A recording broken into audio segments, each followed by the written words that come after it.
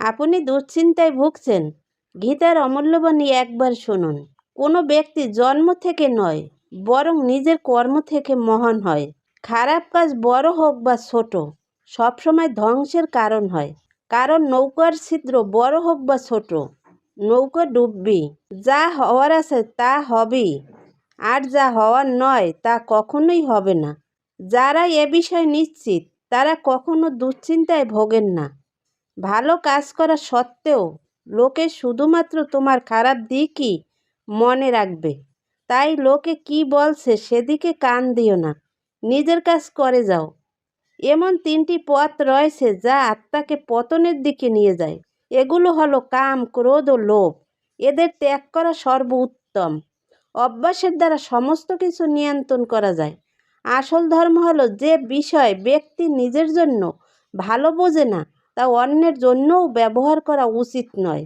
অধিক আনন্দ ও চরম কষ্টের সময় কোনো সিদ্ধান্ত গ্রহণ করা উচিত নয়, কারণ এই দুই পরিস্থিতি সঠিক সিদ্ধান্ত নিতে দেয় না।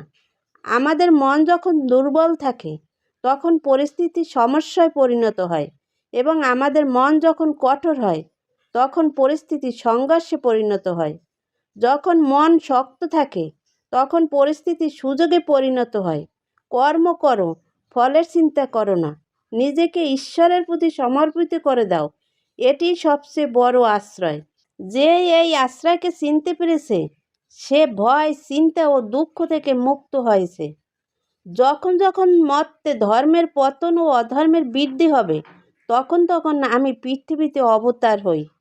যে ব্যক্তি নিজের মৃত্যুর সময় আমাকে স্মরণ করে প্রাণ ত্যাগ করে, সে আমার ধাম প্রাপ্ত হয়, এবং এতে কোনো সংশয় নেই। অভিমান হওয়া উচিত নয় যে আমার কারো প্রয়োজন নেই, আর এই ভ্রমেও থাকা উচিত নয় যে সকলেই আমার প্রয়োজন পড়বে। সব কিছুই পরিবর্তনশীল। সময়ের সঙ্গে সঙ্গে মানুষ বদলে যায়, সমাজও পরিবর্তন হয়। কথাতেই আছে, পরিবর্তনই সংসারের মূল ধর্ম। আসল কথা, জগৎটাই পরিবর্তনশীল, অর্থাৎ পরিবর্তনই ধ্রুব সত্য। পৃথিবীতে কেউ পরচর্যা করে সফল হতে পারেনি, সফল হয়েছে নিজেকে চর্চা করে।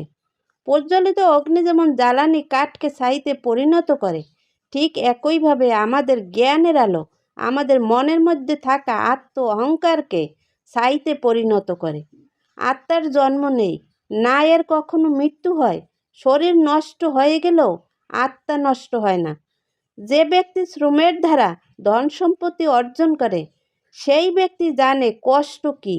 কিন্তু যে ব্যক্তি বিনা পরিশ্রমেই সব কিছু পেয়ে যায়, সে জানে না জীবনের বাস্তবতা কী। সব কিছুরই ধ্বংস অনিবার্য। জড়জীব সব কিছুরই নির্দিষ্ট জীবনচক্র আছে।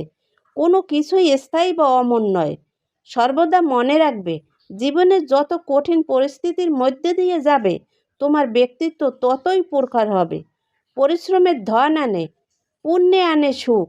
আলস্যে দারিদ্র্য আনে, পাপে আনে দুঃখ। সুখ মানুষের জীবনে অহংকারের পরীক্ষা নেয়, আর দুঃখ মানুষের জীবনে ধৈর্যের পরীক্ষা নেয়।